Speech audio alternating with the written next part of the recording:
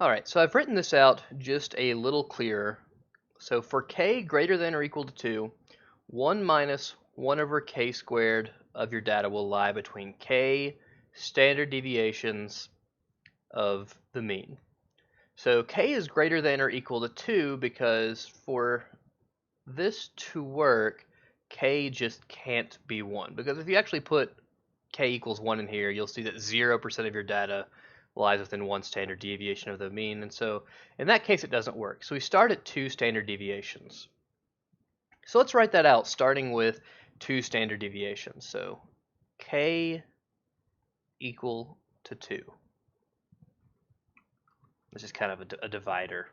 So I'll use a different color to show that. So for k equals 2, we have 1 minus 1 over 2 squared, or 1 minus 1/4, which is equal to 3/4. Or if we were to say that out loud, then 75% of data is between 2 standard deviations. Okay, so now let's write this out for k is equal to 3.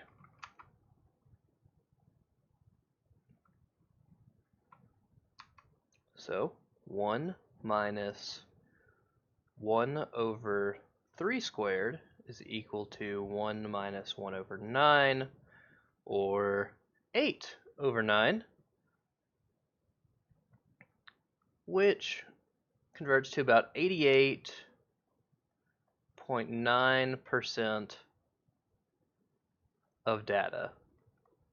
So 88.9% of data is between 3 standard deviations, and you can take this really as far as you possibly want. So let's say we go all the way to k equals like 100, right? So if k equals 100, so you want to know how much data at the very possible least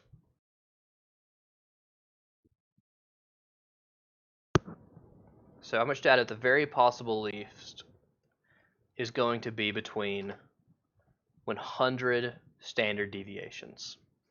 So 1 minus 1 over 100 squared, 1 minus 1 over 10,000, you get 9,999 over 10,000,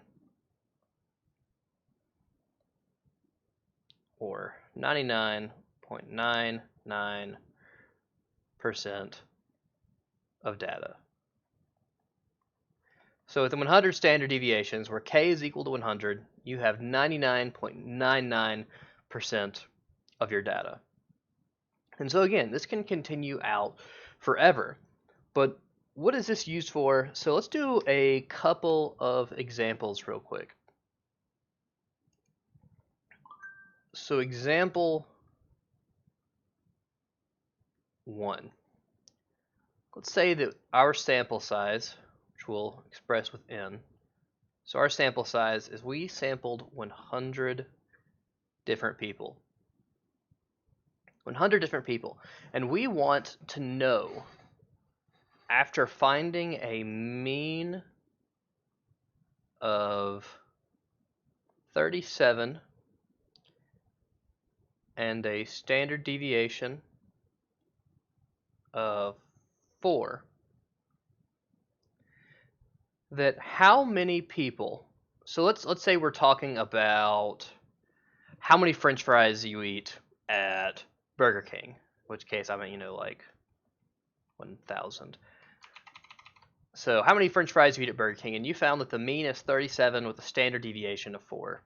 And Burger King wants to hit most of its target without going overboard. And so they want to know how many people eat between 29 to 45 French fries?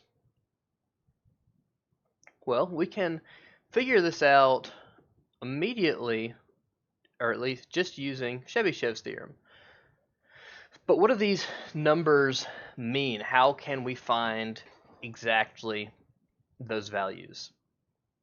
Well, first, before we get into doing some serious algebra, we can ask ourselves, is this a whole number away from a standard deviation? And it is. So